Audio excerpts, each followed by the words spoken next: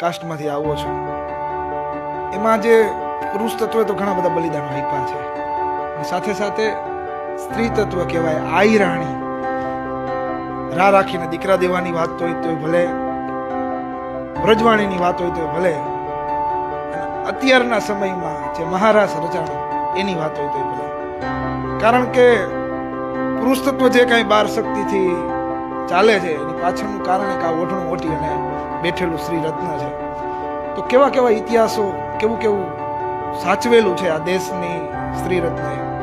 જી જી ભાઈ, પેલા તો આહિર સમાજમાંથી હું આવું છું.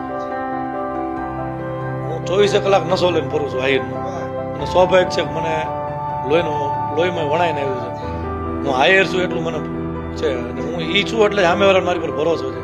એ ખોટું નહીં કરે, મારી યાર આહિર છે એ ખોટું નહીં કરે.